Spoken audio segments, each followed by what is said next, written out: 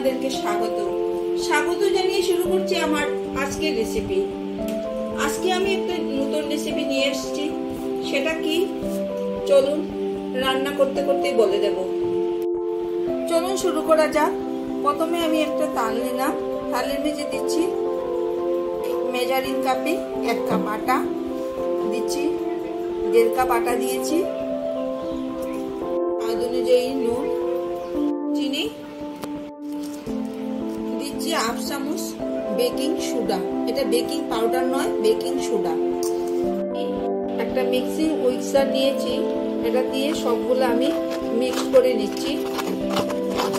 দেখতেই পাচ্ছেন এরকম মিক্স করছি, সবগুলো একসাথে মিক্স করে নেব। এখন আমি উষ্ণ গরম জল নিয়েছি, দেখেন একটা আঙুল রেখেছি, এত গরম নয়, আঙুলটা যাতে সহ্য করা যায় এইভাবে জলটা গরম হবে।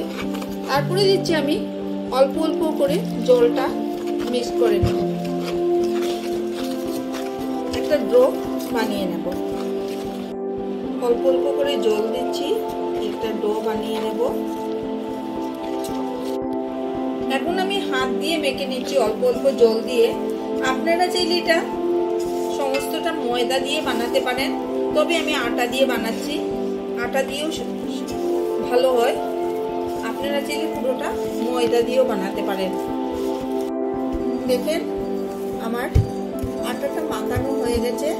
এখন আমি একটু সাদা তেল দিচ্ছি, এটাতে একদম অল্প সাদা তেল দিয়ে এটার উপরে আমি লাগিয়ে রেখে দেব 10 মিনিটের জন্য।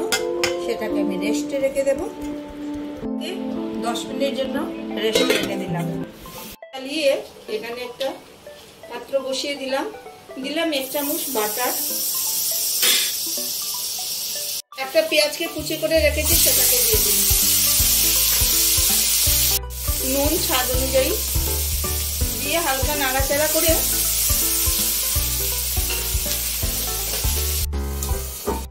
ডিমটাকে ফাটিয়ে দিয়ে দেব।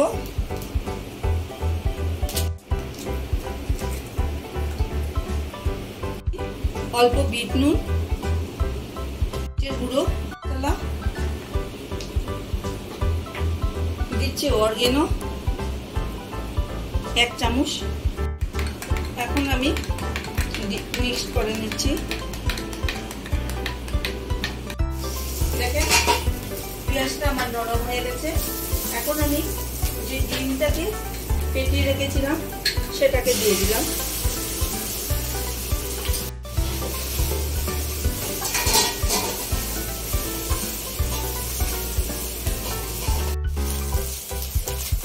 ভাজা হয়ে গেল। এখানে সবজি অল্প বাড়িয়ে রেখেছিলাম, সেই সবজিটা আমি এটার সাথে দিয়ে দিলাম। এখন আমি সমস্ত কিছু একসাথে মিক্স করে নেব। এখানে চানা, গাজর, আলু আর বিনস দিয়ে একটা সবজি বানিয়েছিলাম, সেটাকেই ঢেলে দিলাম। আপনারা চাইলে ঘরে যা সবজি আছে সেটা দিয়ে বানাতে পারেন। আমার ভাজা হয়ে গেল, এখন আমি নামিয়ে নিচ্ছি। দেখেন যে ডোটা আমি রেস্টে রেখেছিলাম, দেখেন একদম নরম হয়ে গেছে। এটাকে এখন আমি বানাবো। কি বানাবো সেটার নাম বলে দিচ্ছি। বানাবো আমি সবজি, বানাচ্ছি আমি এগ কচুরি। এখন আমি একটি কিভাবে বানাই সম্পূর্ণ ভিডিওটা দেখুন। যদি আপনাদের ভালো লেগে থাকে এই ভিডিওটা, তবে আমাকে নিশ্চয়ই কমেন্টের মাধ্যমে জানাবেন। চাকুর সাহায্যে আমি সেটাকে ভাগ করে নিচ্ছি, সেটাকে আমি 5 ভাগ করব। এখন আমি গোল গোল করে রেখে দিচ্ছি। একটু আটা লাগিয়ে দিলাম, আপনারা চাইলে ময়দা দিয়ে বানালে ময়দা লাগিয়ে দেবেন। এখন আমি এটাকে বাটির মতো বানিয়ে নিচ্ছি। এখন এটার ভিতরে আমি পুর ভরে দেব, যে পুরটা বানিয়ে রেখেছিলাম সেই পুরটা ভরে দিচ্ছি। করে নিলাম। এখন আমি হাত দিয়ে এটাকে একটু চেপটা করে দিচ্ছি। প্রেস করে দিচ্ছি, দেখেন হাত দিয়ে। আমি আপনাদেরকে আরেকটা বানিয়ে দেখাচ্ছি। এখন হাত দিয়ে একটু চাপা দিয়ে ভিতরে সবজিগুলা ঢুকিয়ে দিলাম, তারপরে আমি সেটাকে বন্ধ করে দিলাম। আবারও সেম প্রসেসে আমি হাত দিয়ে এটাকে প্রেস করে দিচ্ছি। হয়ে গেল আমার দুইটা। বাকিগুলো সেই একই প্রসেসে আমি বানিয়ে নিচ্ছি। সবগুলা এগ কচুরি আমি রেডি করে নিলাম। এখন আমি ভেজে নেব, দেখাচ্ছি। এটা তেল ছাড়া বানাবো, একদম তেল ছাড়া। আর আমি আপনাদেরকে শ্যালো ফ্রাই করেও দেখাবো। আর এটা দেখাচ্ছি সবার জন্য তেল ছাড়া বানাচ্ছি। যারা তেল খেতে ভালোবাসেন না, তেল খেলে অসুবিধা হয়, তাদের জন্য দেখাচ্ছি।